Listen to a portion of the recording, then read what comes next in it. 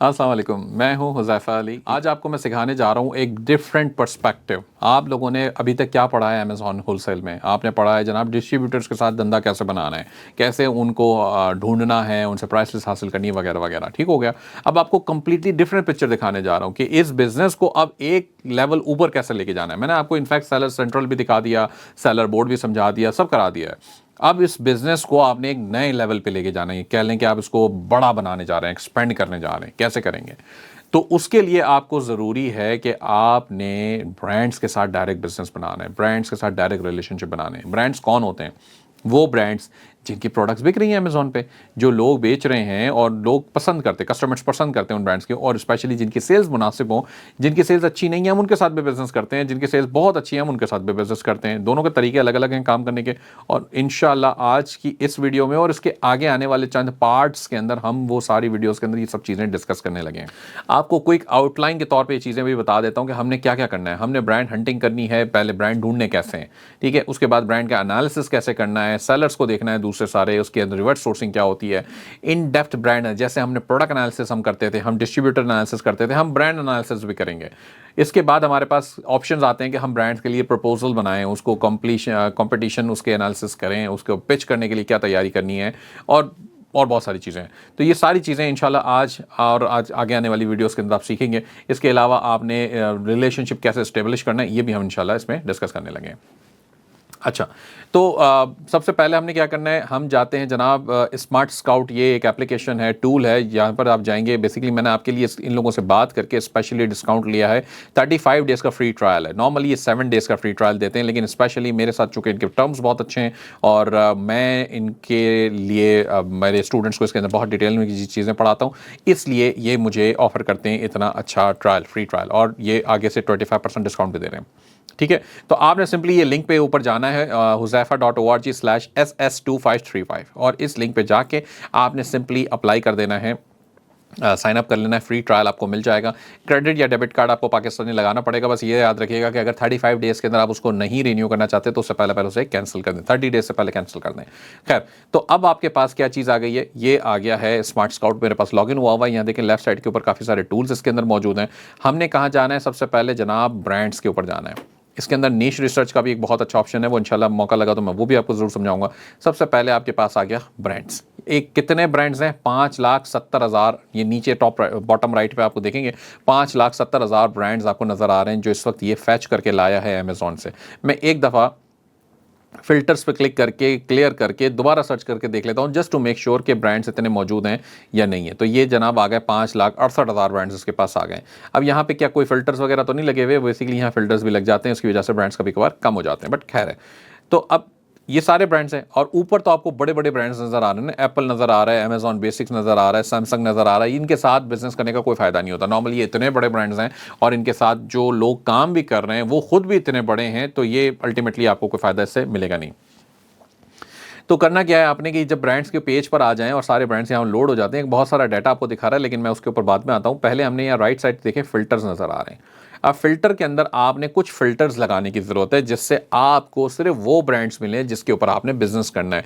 उन ब्रांड्स के पीछे हमें नहीं जाना जिनके साथ हमारे बिजनेस करने के चांसेस ही नहीं है, या मतलब हमारा कोई फ़ायदा ही नहीं होना है। तो हम क्या करेंगे? अब देखिए, सबसे पहले है प्राइमरी कैटेगरी। तो आप किस कैटेगरी के ब्रांड्स ढूंढ रहे हैं? क्या आप बेबी प्रोडक्ट्स में जाना चाहते हो अभी? क्या आप कोई बुक्स में जाना चाहते हो, या कोई से भी? तो ये सारी कैटेगरीज यहाँ पर आपके पास आ रही हैं। अब मैंने कहा फॉर एग्जांपल जनाब ग्रॉसरी कैटेगरी के अंदर मुझे काम करना है, तो मैंने ग्रॉसरी पे चेक लगा दिया। अब जब ग्रॉसरी पे आपने चेक लगाया तो देखिए ब्रांड्स कम होकर 19,832 रह गए, यानी कि कितने थे? 5,68,000, उसमें से 19,000 रह गए। तो अब दोबारा फिल्टर पे आ जाएं, कोई बात नहीं, कम हो गए, अच्छी बात है। हमें सिर्फ वही चाहिए जिसके साथ हम बिजनेस बना सकते हैं। इसके बाद क्या है? Amazon in stock rate. अब ये अमेजॉन इन स्टॉक रेट क्या चीज़ है? जब मैंने प्रोडक्ट एनालिसिस आप लोगों को पढ़ाया था जिस पिछली वीडियोस के अंदर, तो उसमें हमने देखा था कि कीपा के ग्राफ में हम ये देख रहे थे क्या अमेजॉन सेलर तो नहीं है। वो ऑरेंज कलर का बैकग्राउंड याद होगा आपको, राइट? उस अमेजॉन के सेलिंग एरिया में, यानी कि वो वहां पे सेल कर रहा है, तो हम उन प्रोडक्ट से बचते थे नॉर्मली, यानी कि अगर कंटिन्यूसली अमेजॉन सेल कर रहा है। तो अब यहाँ क्या करते हैं, वो इन स्टॉक रेट उसे कहते हैं, और यहाँ पे ये हमें ऑप्शन देता है कि आप ऐसी आइटम्स को या ऐसे ब्रांड्स को हटा दें जिसके अंदर अमेजॉन बहुत ज्यादा बैठा हुआ है। अगर फॉर एग्जांपल मैक्सिमम 100% कर दिया, तो ये तो कहेगा जी जितना भी ऐसे ब्रांड है जिसके अंदर अमेजॉन दबा के बेची जा रहा है, आप वो भी सारे ले आओ। हमें ऐसे ब्रांड्स नहीं चाहिए। हमें कैसे ब्रांड्स चाहिए जिसके अंदर अमेजॉन मैक्सिमम 10% तक इन स्टॉक रेट में हो, यानी कि अमेजॉन का in stock rate in brands के ऊपर 10% का हो, इससे ज़्यादा बड़े ना हो। अब देखिए आपको बता रहा है जी 17,500 हो गया, मैंने कहा मिनिमम के अंदर इसको जाके 0 कर दें या 0.1 करना चाहें तो भी कर दें, आपकी मर्जी है। तो यहाँ पे 10% कर दिया। अब आप कहते हैं जी 17,000 अभी भी बहुत है, मैं इसको 5% कर देता हूँ कि भाई ऐसे ब्रांड्स लाओ ही ना जो कि जिसमें अमेजॉन बैठा हो 5% से ज़्यादा। अब इसके बाद भी 17,000 है, ठीक है, कोई बात नहीं, परेशानी वाली बात अभी भी नहीं है। इसके बाद कहता है नीचे एवरेज नंबर ऑफ सेलर्स, ये कौन से सेलर्स हैं, यानी कि इनमें FBM भी आ गए और FBA भी आ गए, यानी कि फुलफिल्ड बाय अमेजॉन वाले भी और ड्रॉप शिपिंग वाले या FBM वाले, वो सारे सेलर्स आ गए। अब आप कहते हो यहाँ पे कोई लिमिट लगानी है, मर्जी है लगा दो, कोई बात नहीं, लेकिन मैं अभी नहीं लगा रहा, मैं आपको और आगे ले जाता हूँ। एवरेज प्राइस क्या चीज है, यानी कि जो सेलिंग प्राइस है उसके एवरेज की बात हो रही है। आप कहते हैं जी मेरे पास बजट बहुत बड़ा है, मैं $50,000 मेरे पास कैपिटल है, मैं तो बड़ी प्रोडक्ट्स पे भी काम कर सकता हूं, चलें जी बिस्मिल्लाह करें, फिर यहां पे डाल दें मिनिमम प्राइस $200 और मैक्सिमम प्राइस $500, तो वो वाली आइटम्स आपके पास आ जाएंगी जिसकी मिनिमम और मैक्सिमम 200 से 500 के बीच में। बड़ी आइटम्स हो गई ना, महंगी आइटम्स हो गई। अब अभी के लिए चूंकि आप नए सेलर हैं, आपके पास इन्वेस्टमेंट भी अभी ज्यादा नहीं है, अगर चले हैं भी तो आप उसको रिस्क पे नहीं लगाना चाहते, तो हम क्या करेंगे, हम कहते हैं भाई साहब मुझे $15 से $50 के दरमियान की प्रोडक्ट्स दिखा दो, मैं गरीब आदमी हूं, डर डर के चलता हूं, अभी फिलहाल के लिए मेरे लिए ये काफी है। ये हो गया जनाब, 11,000 ब्रांड्स आ गए आपके सामने जिसके अंदर जो सेलिंग प्राइस है 15 से 50। एक चीज और बता दूं, मैं नॉर्मली $10 $11 से नीचे वाली आइटम्स को सेल नहीं करता, प्रॉफिट उसमें भी बनते हैं लेकिन अक्सर और बेशतर उसमें नुकसान भी हो जाता है, क्योंकि बचेगा भी तो क्या बचेगा, आप $5 के आइटम बेचोगे तो क्या कमा लोगे, $1 कमा लोगे मुश्किल से, मैं काम नहीं करता।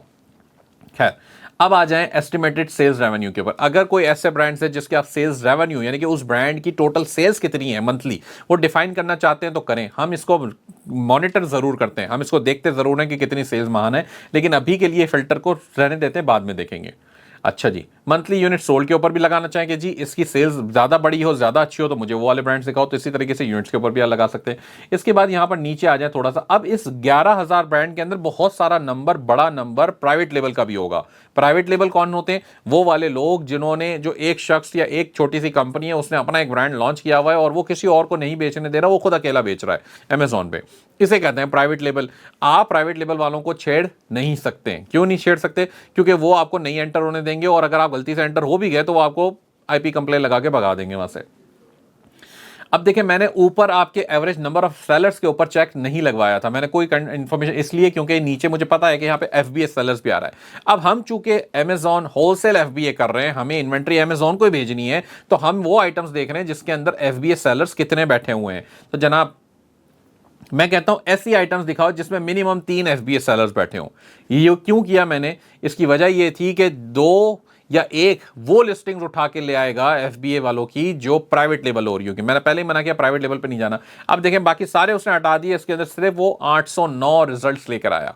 ठीक हो गया, 809 ऐसी आइटम्स हैं जिसके अंदर प्राइवेट लेवल वाले सेलर्स नहीं बैठे हुए। हमने कहा मैक्सिमम कुछ भी हो, मुझे अभी फिलहाल परवाह नहीं है, लेकिन मिनिमम 3 होने चाहिए। ठीक हो गया, बाकी सबको छोड़ें। डोमिनेंट सेलर, इसको भी छोड़ देते हैं। डोमिनेंट सेलर से डोमिनेंट सेलर क्या होता है, एक जैसे हमने कहा कि जनाब अमेजॉन 5% से ज्यादा ना हो, यानी कि हमने अमेजॉन की डोमिनेंसी मुख्तस कर दी, 5 लिमिट कर दी 5% के ऊपर। भाई अमेजॉन 5% से ज्यादा नहीं होना चाहिए, लेकिन अमेजॉन नहीं है, कोई और सेलर हो सकता है जिसको 10 20 50 100% बाय बॉक्स मिल रहा हो। अगर प्राइवेट लेवल सेलर होगा तो उसकी डोमिनेंसी तो 100% होगी, तो वो तो हमने वैसे खैर पहले ही कटा दिए, लेकिन उसके बावजूद अब हम वो सेलर्स पकड़ रहे हैं कि जो ऐसी कोई आइटम जो प्राइवेट लेवल तो नहीं है लेकिन होलसेल की है, मगर उस पर भी हो सकता है कोई ऐसा सेलर हो जो डोमिनेंसी कर रहा हो, जो 50% से ज्यादा सेल्स लेके जा रहा हो। मैं कहता हूं ऐसे में उसको हम मैक्सिमम 10% पे लिमिट कर देते हैं। अब तो जी सिर्फ 9 ब्रांड्स रह गए आपके पास, आप कहते हैं तो बहुत ही कम हो गए, तो चले जी इसको 20% कर देता हूं, आप भी खुश हो जाएं।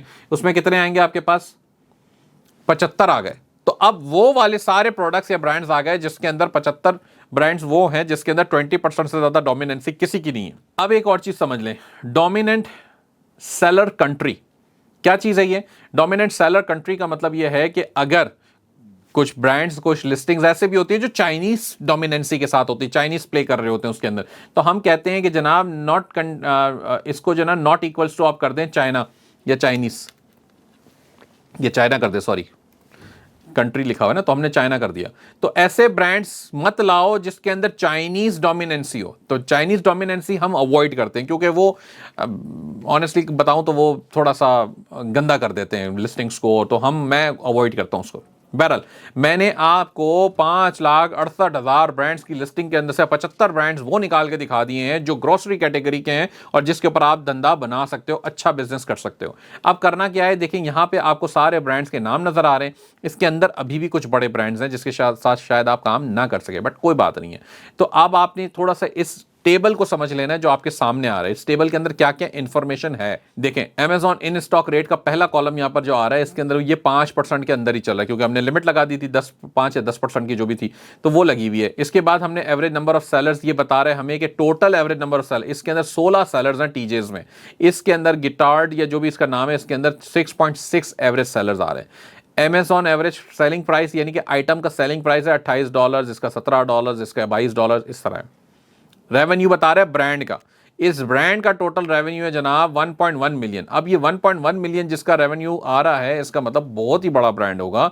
चांसेस हाई हैं कि आप नए सेलर हैं अगर, तो आपके साथ काम ना करे या आपको अकाउंट ना दे। तो इसके लिए फिलहाल मैं रेवेन्यू का फिल्टर वहां भी लगा के इसको हटा सकता हूं। एस्टिमेटेड यूनिट सोल्ड, अब देखें इसके पास 60,000 यूनिट बिक रहे हैं, इसके 25,000 बिक रहे हैं, तो 60,000 वाला भी थोड़ा सा भारी होगा, और है भी टीजेएस, वैसे हम जानते हैं बड़ा ब्रांड है।